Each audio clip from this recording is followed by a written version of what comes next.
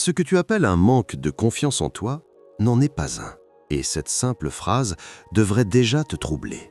Parce que si ce n'est pas un manque, alors ce que tu combats depuis des années, cette sensation d'être toujours un peu en dessous, un peu à côté, un peu moins légitime que les autres, repose sur un malentendu fondamental. Tu n'as pas perdu la confiance en toi. On t'a appris à la poser quelque part où tu ne pouvais plus la retrouver. Et il y a un endroit précis, un recoin de ta mémoire émotionnelle où cette confiance dort encore intacte. Mais tu n'y as jamais regardé parce que personne ne t'a dit qu'il existait. On va y aller ensemble, pas à pas.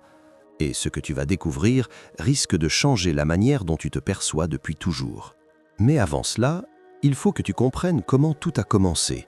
Non pas dans ta vie adulte, non pas à ce moment où tu as échoué et où tu t'es dit que tu n'étais pas assez, mais bien avant. Il faut remonter à l'époque où tu ne savais même pas que le regard des autres pouvait être un miroir déformant. Tu avais peut-être 4 ans, peut-être 6, et tu faisais quelque chose de très ordinaire, dessiner, chanter, courir, parler trop fort, et quelqu'un t'a regardé avec une expression que tu n'avais pas encore les mots pour nommer. Ce n'était pas de la colère, pas vraiment, c'était plutôt une sorte de retrait, un léger recul dans les yeux de la personne qui comptait le plus pour toi à cet instant. Tu n'as pas compris ce qui se passait, mais ton corps a enregistré un message très clair. Quelque chose en toi venait de dépasser une limite invisible. Et c'est là que le mécanisme s'est enclenché, non pas comme une décision consciente, mais comme un réflexe de survie émotionnelle. Tu as commencé à construire un visage, un comportement, une version de toi qui ne provoquerait plus jamais ce recul dans les yeux de l'autre. En psychologie des profondeurs, ce visage porte un nom. C'est le masque social que chacun fabrique pour s'adapter au monde. Mais ce que personne ne te dit, c'est que ce masque finit par coller à la peau et qu'au bout de 20 ou 30 ans, tu ne sais plus où il s'arrête et où tu commences. Tu crois que tu manques de confiance en toi, mais en réalité, tu as une confiance énorme dans cette version fabriquée. Tu sais exactement comment sourire au bon moment, comment éviter le conflit, comment rendre les autres confortables. Ce qui te manque, c'est la confiance dans ce qui existe en dessous, dans cette part brute, vivante, non polie, que tu as enfermée le jour où elle a provoqué de la gêne chez quelqu'un que tu aimais. Et c'est ici que la vraie question émerge, non pas comment avoir confiance en toi, mais plutôt qui est ce toi dans lequel tu essayes d'avoir confiance. Parce que si tu essayes de faire confiance au masque, tu n'y arriveras jamais. Le masque sait qu'il est un masque, il ne peut pas croire en sa propre solidité. Et si tu essayes de faire confiance à quelque chose que tu ne connais plus, à cet enfant sauvage et entière qui s'exprimait avant que le monde ne lui apprenne à se taire, alors il faut d'abord la retrouver. C'est un voyage que peu de gens entreprennent, parce qu'il exige de regarder exactement là où ça fait peur. Et ce qui fait peur, ce n'est pas ce que tu vas trouver, c'est l'idée que tu t'es peut-être trompé sur toi-même pendant des décennies. Que la femme que tu croyais être n'était qu'une stratégie brillante et nécessaire à l'époque, mais devenue une cage dorée avec le temps. Il y a en toi un espace d'ombre, un territoire composé de tout ce que tu as rejeté, de tout ce que tu as jugé indigne ou dangereux. Ta colère est là, ton égoïsme assumé aussi, ton désir d'être vu et admiré, ta jalousie, ta part de chaos, ta faim de pouvoir, ta sensualité non domestiquée. Tu as mis tout cela dans une cave intérieure et tu as jeté la clé, parce que le monde t'a fait croire que ces morceaux de toi étaient laids. Mais voilà le paradoxe, la confiance que tu cherches vit exactement dans cette cave. Elle vit dans l'énergie brute que tu as passé ta vie à contenir. Chaque fois que tu te censures dans une réunion, chaque fois que tu ravales une opinion par peur de déranger, chaque fois que tu te fais plus petite pour que quelqu'un d'autre puisse briller, c'est le gardien de cette cave qui fait son travail.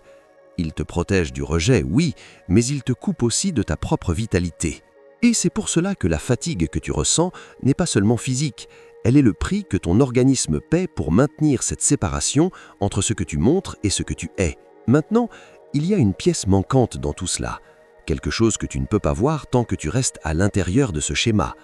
Le manque de confiance que tu ressens n'est pas un défaut, c'est un signal, un appel venu d'une part de toi qui demande à être réintégré. C'est comme si ton être profond, la totalité de ce que tu es, au-delà du masque et de l'ombre, frappait doucement à la porte de ta conscience en disant « Tu ne peux plus vivre à moitié ». Et ce signal arrive souvent à un moment précis de la vie, autour de la trentaine ou de la quarantaine, quand les stratégies qui fonctionnaient avant commencent à s'effondrer. Tu te réveilles un matin et tu réalises que la vie que tu as bâtie ressemble à un costume taillé pour quelqu'un d'autre, beau de l'extérieur, étouffant de l'intérieur.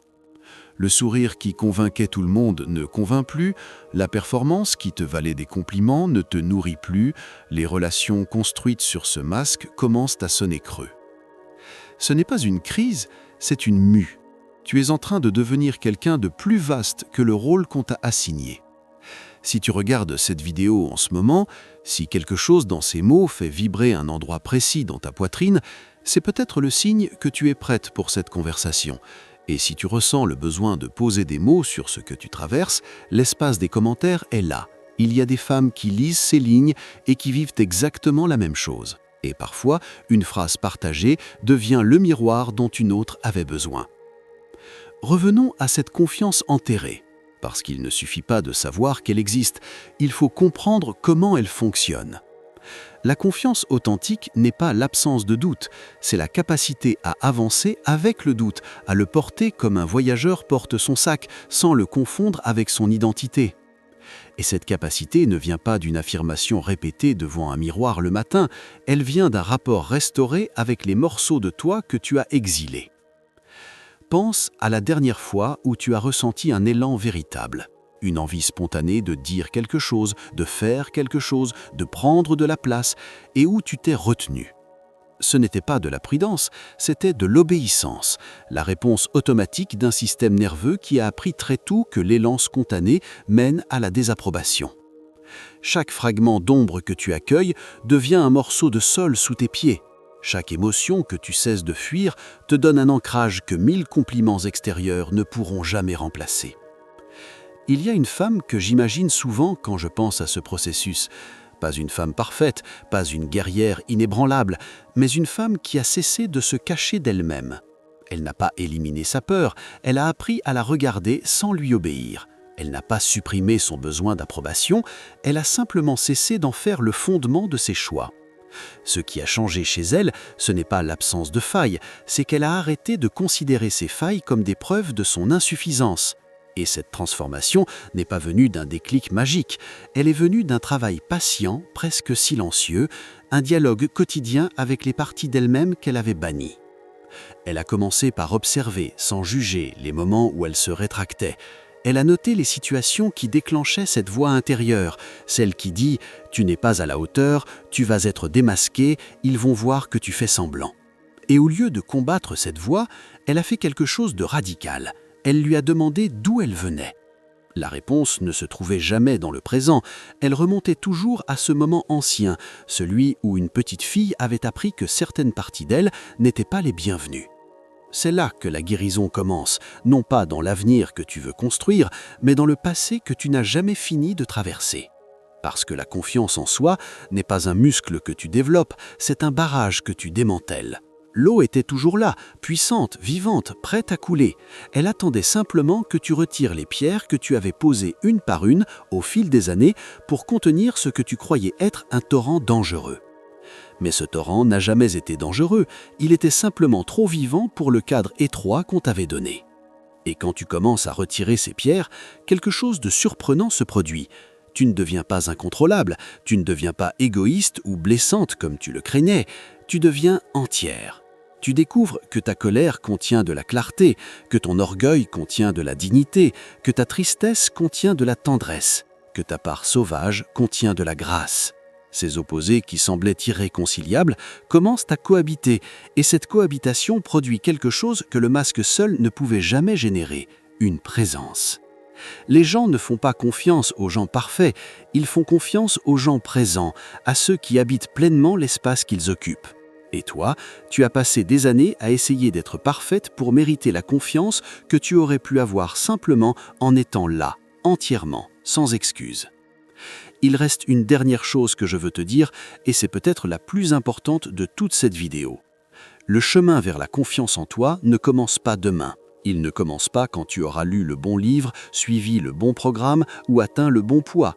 Il commence à la seconde exacte où tu acceptes que la femme que tu es en ce moment, avec ses doutes, ses contradictions, ses zones d'ombre et ses éclats de lumière, est déjà complète. Non pas parfaite, complète. La différence entre ces deux mots contient tout ce que tu as besoin de comprendre.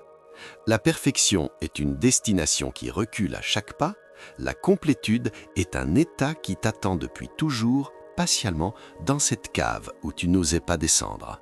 Tu n'as rien à construire, tu as simplement quelque chose à récupérer.